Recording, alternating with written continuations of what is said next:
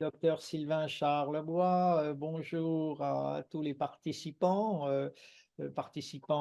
aujourd'hui, mais également participants en différé sur différents canaux.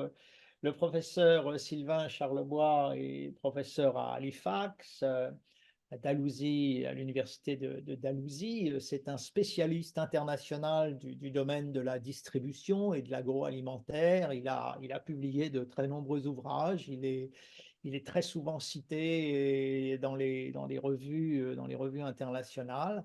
Et il a aujourd'hui choisi de présenter une conférence sur stratégie de gestion innovante pour relever les défis du secteur agroalimentaire à l'ère de la durabilité et de la technologie.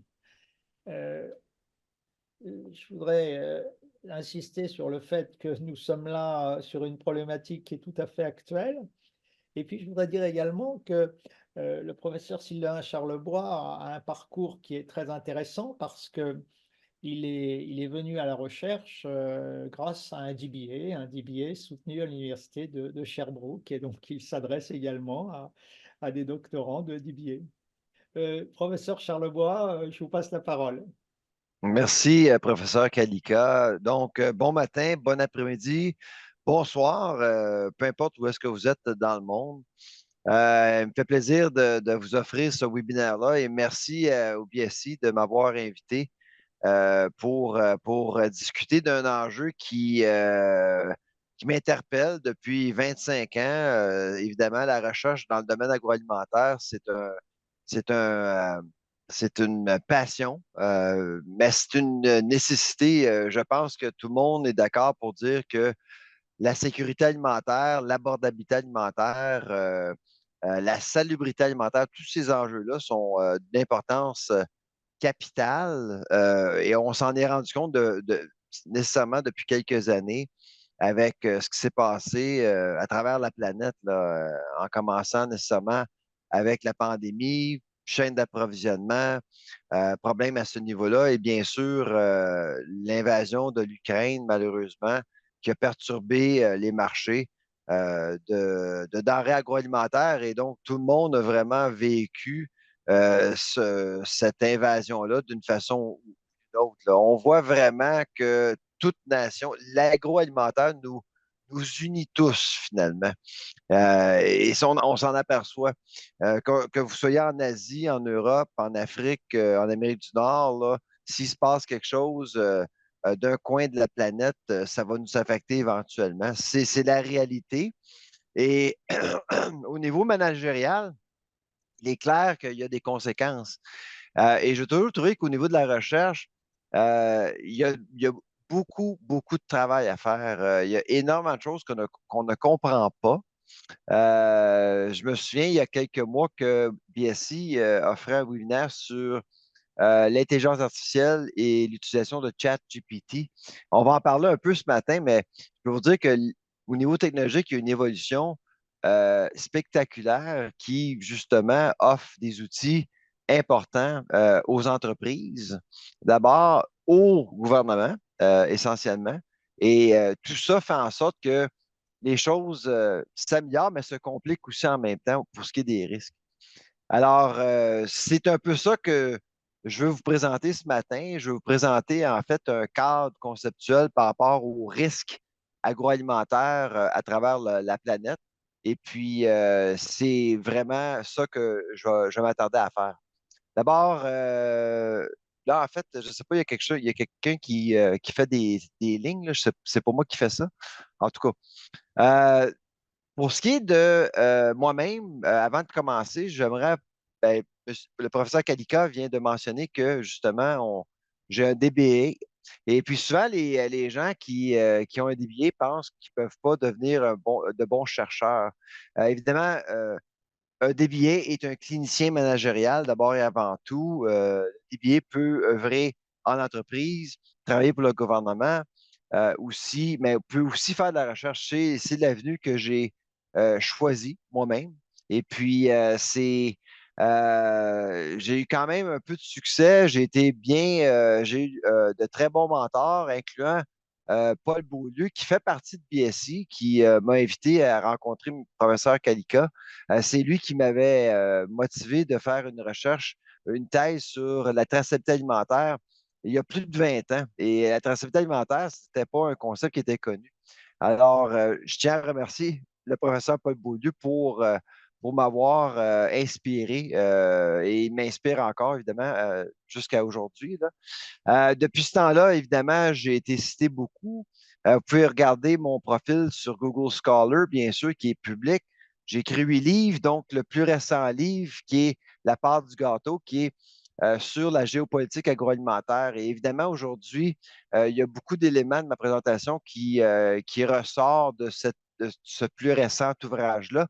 Et je crois que le livre est vendu en France ou en Europe, dans l'Europe francophone, principalement.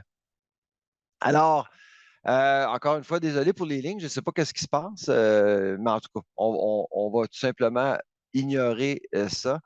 Donc, pour la présentation, c'est ça. Il y a le cadre conceptuel que je vous présente un peu, c'est à la base des concepts qu'on va discuter ce matin, là.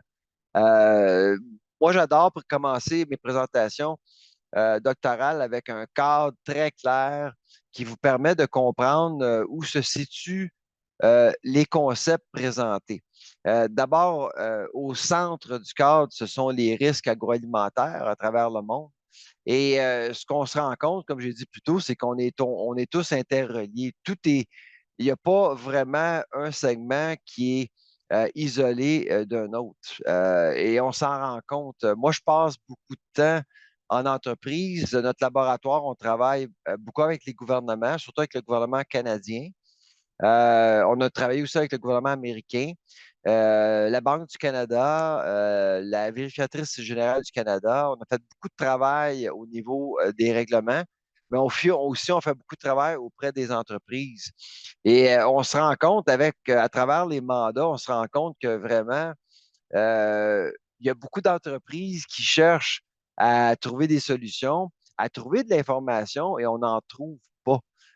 Et c'est pour ça que la recherche dans le domaine agroalimentaire est si importante, surtout maintenant, parce que ce qui a été découvert il y a 5 ans, il y a 10 ans, s'applique plus ou moins. Il y a constamment des changements qui forcent les entreprises à réviser leurs méthodes, réviser même leurs valeurs par rapport à ce qui se passe à travers le monde. Alors, on parle de collaboration et bien sûr de transparence. Le volet de la transparence, c'est un volet très, très intéressant. On va en parler plus tard. Mais la transparence dans le domaine agroalimentaire, c'est un aspect, disons, pas controversé, mais qui divise un peu. Euh, on comprend bien que la majorité des consommateurs vont comprendre le secteur de l'agroalimentaire au travers leur expérience à l'épicerie, au détail ou en restauration. Mais on sait bien que les chaînes d'approvisionnement, c'est beaucoup plus complexe que ça. C'est pas juste une question de vendre des produits ou d'offrir un service. Il y a de la logistique, de la transformation, de la production. Il y a tout un appareillage qui souvent est sans frontières finalement, qui permet à une industrie, un système à nourrir des humains un peu partout dans le monde. Et il y a un paquet de facteurs qui font en sorte que on peut justement offrir des produits abordables, salubres, etc. Mais ce qu'on se rend compte avec la recherche, c'est que plus qu'une chaîne est transparente, plus qu'on suscite des consommateurs à se poser des questions, à re-questionner des pratiques.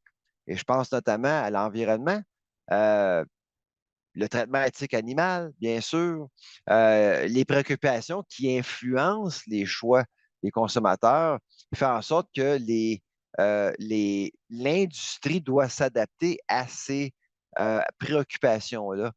Il y a 15 ans, j'ai publié un article scientifique qui est publié, puis vous pouvez le retrouver sur Google Scholar, qui s'intitule Demand Chain Management. Donc, c'est pas Supply Chain Management, mais Demand Chain Management. Donc, c'est un changement de paradigme. Au lieu de structurer une industrie par rapport à ce qu'on peut produire, on structure une industrie par rapport à ce que les consommateurs veulent, ou on doit centrer le modèle sur les aspirations des consommateurs de façon générale.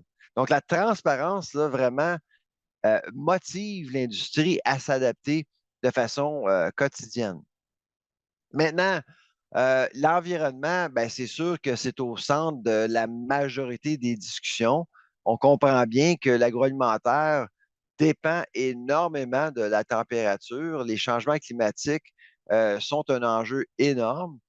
Il y a les changements climatiques qui, justement, perturbent les systèmes, mais il y a aussi les politiques publiques qui, justement, peuvent aussi perturber l'efficacité ou les aspirations des entreprises. Et je pense notamment au marché du carbone, par exemple. Le marché du carbone, à travers le monde, divise le domaine agroalimentaire. D'un côté, on se voit comme étant des maîtres d'œuvre, de bons citoyens par rapport à l'environnement. Mais d'un autre côté, il y a de la critique. On sait bien qu'à peu près 14 à 18 des GES émanent de l'agriculture dans le monde. Alors, souvent, on pense qu'il faut nourrir le monde, mais à quel prix? Alors, c'est sûr qu'il y a un intérêt à diminuer les GES, mais il y a de la résistance dans certains endroits à travers le monde, puisque on croit vraiment que on se voit comme étant de bons citoyens de la planète, de l'environnement. Alors, c'est un sujet qui divise. Pour ce qui est des cadres verts, évidemment, c'est toujours le risque. On a une société de risque. Il y a un livre qui a été écrit il y a plusieurs années qui m'a inspiré par rapport à ma recherche. La société du risque, c'est vraiment plus que jamais une réalité. Et c'est la façon qu'on gère les risques qui change beaucoup dans le domaine agroalimentaire. Et ça passe par les connaissances, et l'avancement technologique et bien sûr les pratiques managériales qui changent aussi. Il faut comprendre que dans le domaine agroalimentaire, contrairement à d'autres secteurs, c'est un secteur qui doit justement travailler avec de hauts volumes, avec des marges de profit extrêmement minces, à peu près partout à travers la chaîne, ce qui est contraire à d'autres secteurs comme le secteur bancaire, par exemple, le secteur pharmaceutique. L'aéronautique, les marges sont toujours très, très minces, mais il faut beaucoup de volume. Donc, si la marge d'erreur est beaucoup plus mince, ce qui fait en sorte que le secteur, souvent, est un peu, disons, allergique au risque, beaucoup plus que les autres. L'autre aspect qui est intéressant dans le domaine agroalimentaire, c'est que beaucoup, plus que dans les autres secteurs, proportionnellement, il y a beaucoup d'entreprises familiales. Et les entreprises familiales gèrent les risques vraiment différemment. Alors, évidemment, tout ça fait en sorte qu'il y a de la résistance au niveau du changement beaucoup plus.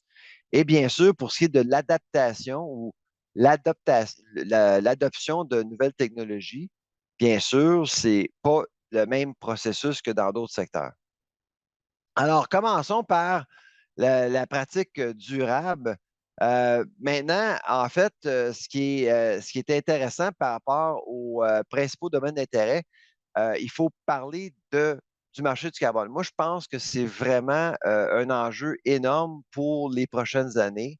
C'est comment tout ça va affecter l'habileté de l'industrie à se nourrir.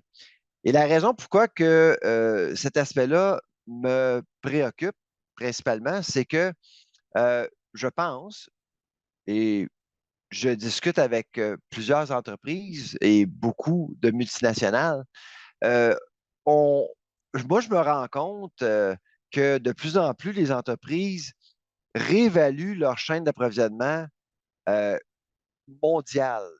Parce qu'on parle beaucoup de nearshoring ou onshoring ces temps-ci, parce qu'on veut se rapprocher de la demande et aussi parce que le coût du transport, le coût du marché du carbone, en fait, fait en sorte que financièrement, c'est moins viable. Donc, on tente de se rapprocher un peu. C'est pour ça que moi, je pense que le marché du carbone offre à l'industrie euh, des opportunités incroyables parce que, d'une part, évidemment, les consommateurs veulent du local, euh, mais en même temps, évidemment, on doit être réaliste. Les ingrédients ne sont pas tous locaux, bien sûr.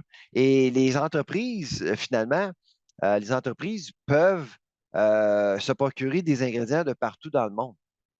Alors, c'est ça que ce que je me rends compte, c'est que de plus en plus, on veut se rapprocher de la demande, on veut justement offrir des nouveaux produits et découvrir de nouveaux ingrédients en même temps.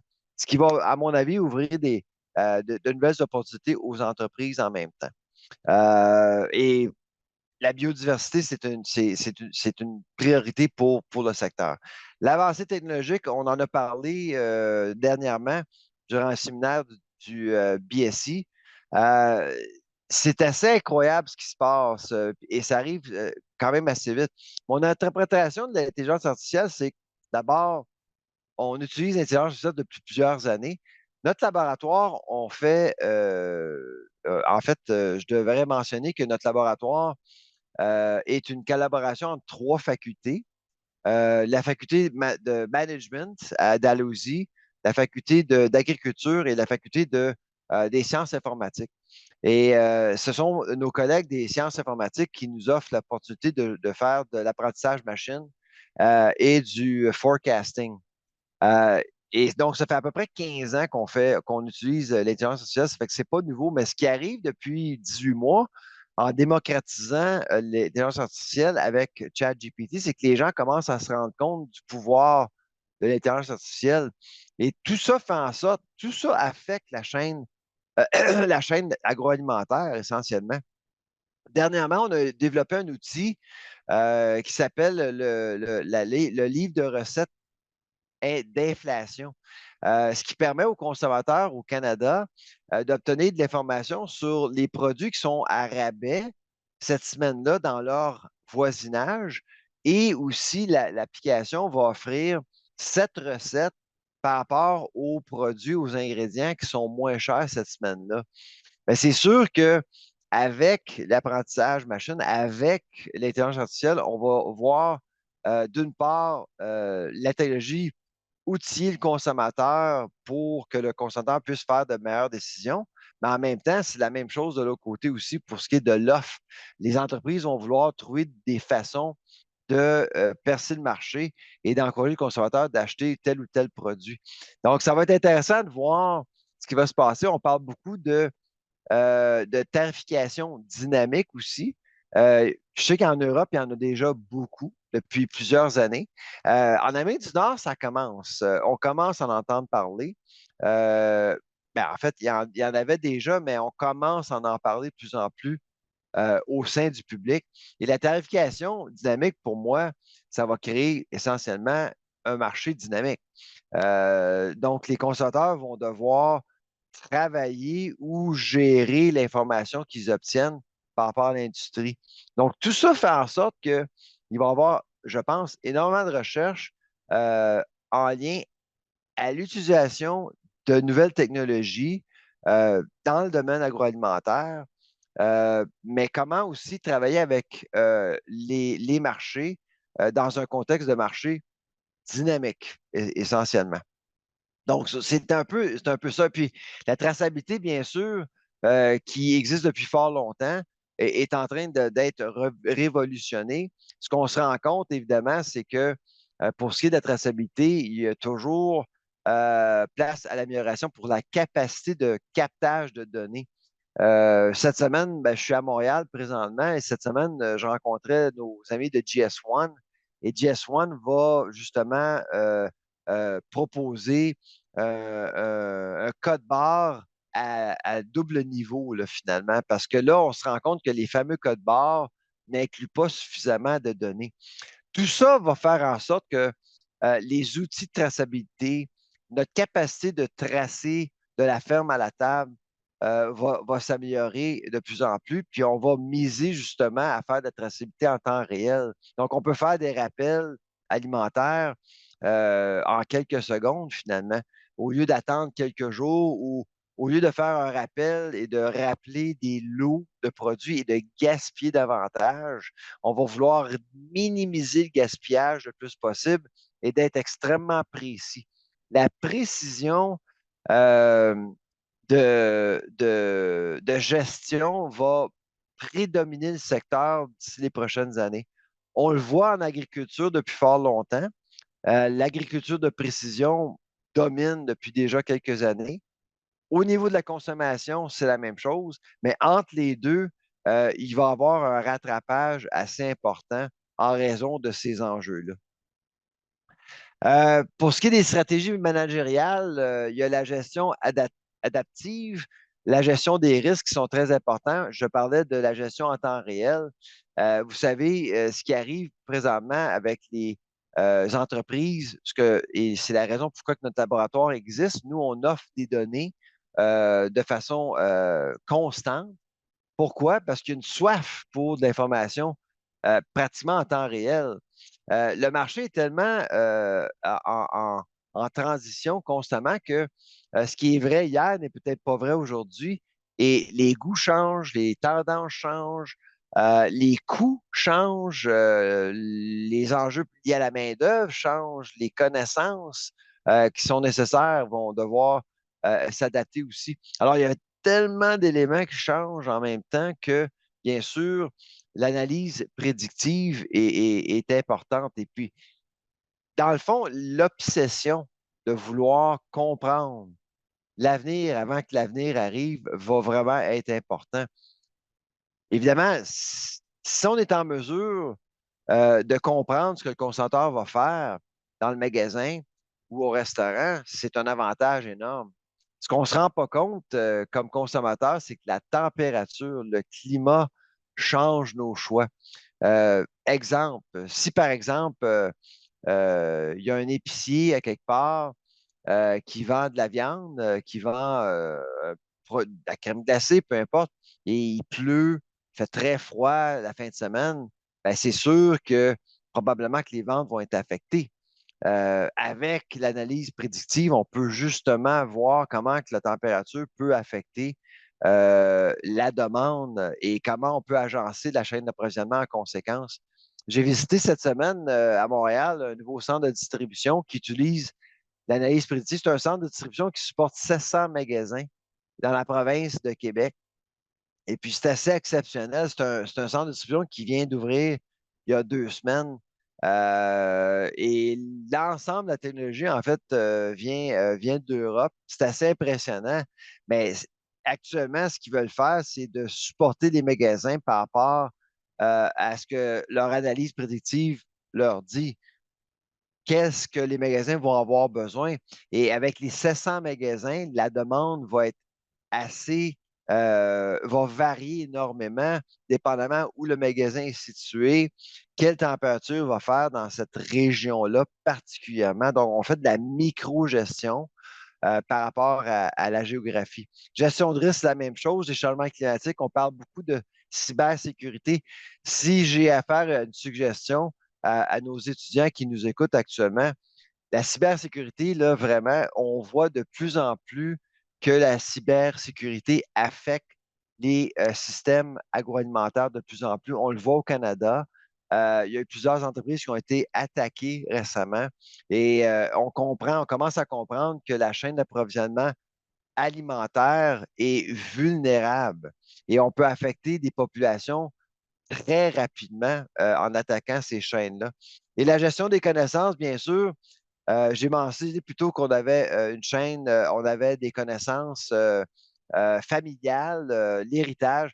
Ce qui est assez particulier dans le domaine agroalimentaire, c'est que l'agroalimentaire, on parle beaucoup de tradition, de culture. On a chacun nos valeurs. Nos valeurs influencent nos choix alimentaires.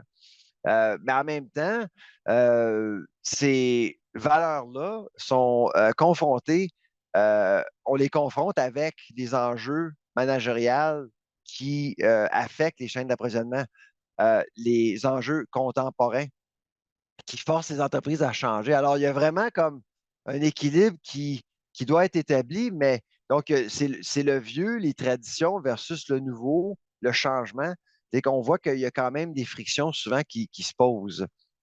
La collaboration, une chose qu'on se rend compte dans le domaine agroalimentaire, c'est qu'on ne peut plus régler certains problèmes en tant qu'entreprise. On doit parler de réseau d'entreprises, travailler ensemble, collaborer le plus possible. Les changements climatiques, ce sont vraiment un aspect important. La transparence de la communication, comme j'en ai parlé plus tôt, bien sûr, c'est un enjeu qui est assez critique. Euh, et moi, je trouve que ça manque dans le domaine agroalimentaire. Il y a d'autres secteurs qui font vraiment du bon travail au travers des réseaux sociaux, par exemple. Mais dans le domaine agroalimentaire, il y a du retard. Puis je pense que le contrat moral que le secteur a établi il y a plusieurs années doit être révisé et on ne peut pas maintenir un contrat moral avec le public sans une bonne communication, sans transparence. Mais encore une fois, la transparence, c'est un couteau à double tranchant. Il y a certaines choses que les gens veulent voir, mais il y a d'autres choses qui pourraient aussi défavoriser le secteur aussi en même temps. Donc, c'est pour ça qu'il faut jauger les choses. Moi, ce que je me rends compte en travaillant avec différents secteurs, c'est que parfois, on est confronté avec des valeurs, avec des objections auxquelles on ne s'y attendait pas. Donc, c'est quand même intéressant. Comment on gère tout ça? L'histoire de la protéine végétale versus protéine animale, ça, c'est un exemple assez concret. On voit que le secteur des viandes est confronté par une évolution, par exemple, d'une mouvance vers la protéine végétale pour toutes sortes de raisons. Alors, la communication devient extrêmement importante. Cadre réglementaire, évidemment, et ça, c'est vraiment, en fait, le sujet de mon livre, la part du gâteau. La géopolitique alimentaire, c'est vraiment rendu un enjeu extrêmement important, hein. Quand on regarde à travers le monde, euh, évidemment, moi, je suis situé au Canada, mais ce qui se passe aux États-Unis est probablement plus important de ce qui se passe au Canada. Le Brésil est une force phénoménale au niveau de l'agroalimentaire maintenant. Et le triangle Russie, Brésil, Chine, vraiment perturbe les marchés de plus en plus. Ce qui se passe en Chine, bien sûr, affecte les marchés mondiaux. Alors, c'est pour ça que quand on regarde l'aspect de la géopolitique agroalimentaire, moi, j'ai toujours considéré le secteur agroalimentaire comme un système euh, politique économique, finalement. Donc, il va y avoir certaines nations qui vont dépendre de d'autres. Il va y avoir certaines nations qui vont influencer d'autres. Il y a des nations qui vont coopérer ensemble et il y a des nations qui vont être confrontées, qui vont avoir vraiment, il va y avoir une dichotomie diplomatique qui va influencer les politiques. Alors, nous sommes vraiment prisonniers de notre géographie et tout ça fait en sorte, par rapport à l'agroalimentaire, je parle, tout ça fait en sorte que les décisions qui se passent ailleurs ont de plus en plus d'importance par rapport à il y a 10, 15, 20 ans. Et ça va continuer, en fait, l'augmentation. Et une autre suggestion que je pourrais faire aux étudiants DBA, si vous voulez, s'il y a un champ de recherche, s'il y a un axe de recherche qui mérite une attention particulière, c'est la géopolitique agroalimentaire. Et finalement, l'incitation à l'innovation. Évidemment, innover, c'est important, mais l'innovation, ça veut dire quoi dans le domaine agroalimentaire? On redéfinit toujours l'innovation. J'arrive d'un congrès sur l'innovation, puis il y a un malaise avec l'innovation. Qu'est-ce que l'innovation? Qu'est-ce qu'on peut faire? Et l'innovation, c'est important pour accroître le marché agroalimentaire de façon générale. Donc, système d'aide à la décision, bien sûr, c'est l'information, c'est les données. Ce qu'on se rend compte aussi dans le domaine agroalimentaire, c'est on peut avoir accès à des données, mais est-ce que les données sont d'une qualité irréprochable? Là est la question. Dans le fond, est-ce qu'on doit collecter nos propres données? Est-ce qu'on peut se fier sur certaines données? Et là, je parle bien sûr de données d'autorité gouvernementale. Nous, on évalue la qualité de certaines données qui viennent de certains instituts canadiens. Et puis souvent, on se rend compte que la qualité des données n'est pas nécessairement là. Évidemment, la performance est très important. C'est pas un secteur, le domaine agroalimentaire, c'est pas un secteur qui a été souvent obsédé par des mesures de performance, mais on le voit de plus en plus. C'est important puisqu'on gère des marges très minces. En terminant, je veux simplement parler de notre podcast. C'est un podcast qui est anglophone, par contre, mais c'est un podcast qui est très écouté. Nous, on a mon réalisateur, Michel Leblanc, on diffuse un épisode par semaine et souvent, on a toujours un invité par semaine pour parler d'enjeux agroalimentaires. Et une fois sur deux, c'est un chercheur qui vient nous parler de ce qui se passe dans le domaine. Et cette semaine, d'ailleurs, c'est un expert dans le domaine de l'intelligence artificielle qui est venu nous voir. Alors, sur ce, je vais arrêter ma présentation et je vais retourner la parole au professeur Kalika pour vos questions. Merci.